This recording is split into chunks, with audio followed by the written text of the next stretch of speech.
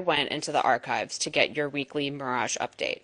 The Mirage has canceled every show until July. Ooh. And they've moved most of them to September or November. So somebody found this letter on TikTok, which was then later confirmed on Reddit, that basically said that they fired their contractors.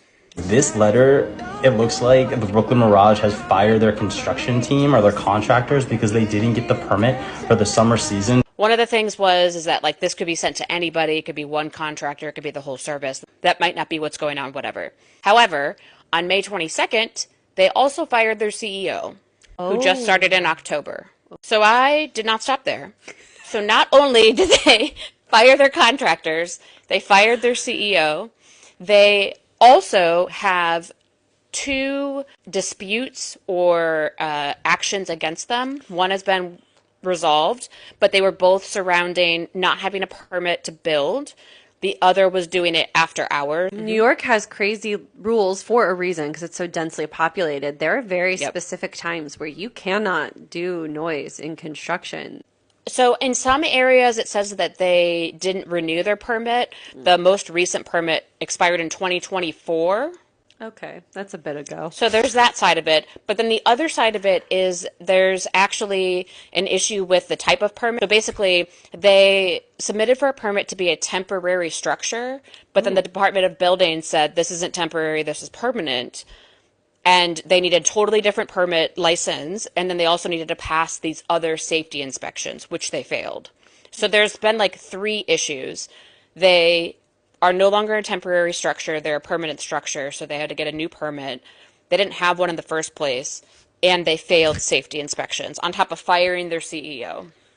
However, the more tea that I found was that the Brooklyn Mirage was the group that put on Izu. Oh, no. And this was back in 2023. Izu was sold to the Brooklyn Mirage. The problem with Izu was that they oversold it. Yeah. People were waiting for hours. The first day, they canceled the entire first day within like 2 or 3 hours of the set. This was them?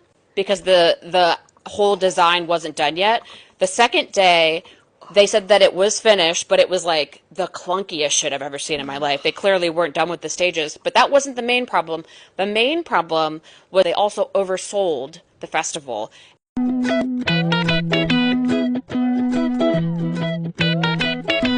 And people who had tickets were denied entry. Because it was full. So what people did was they knocked the fence down and stormed in. Izu reaches capacity at 6 p.m., so everyone storms the gate. And so the second day, they had huge issues with overcrowding. They shut it down early, whatever. And then the third day, they shut it down early again. People weren't stampeding in that time. I think people were just pissed off at that point.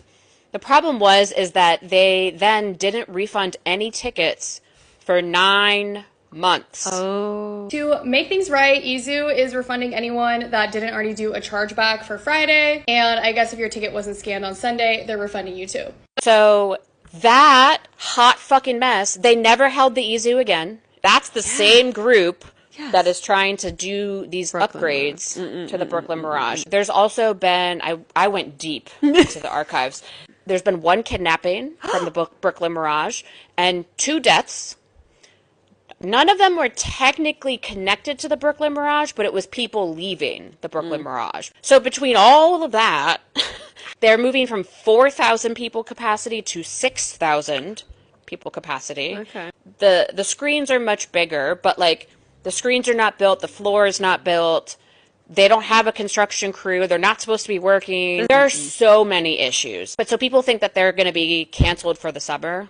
No. At a minimum. I mean, they have to hire a new CEO, then they have to get the permits, then they have to pass the actual safety inspections, which is a different set of rules. That's why they went for the I'm going to guess here. They went for the temporary one because it's a lot easier and you can go faster. Maybe it would have worked because if like the inside is temporary because it's a traveling show, we're changing the set every single time. But you're going to invite 6,000 people and you don't think like one's a city inspector, it's going to be like, this is You No. Well, now the Department of Buildings is unhappy, to say the least. I don't know what or if they're going to reopen. I mean, they have so many shows scheduled still that are coming up very soon, and it's a mess. It's a mess over there. the fact that there are weekly updates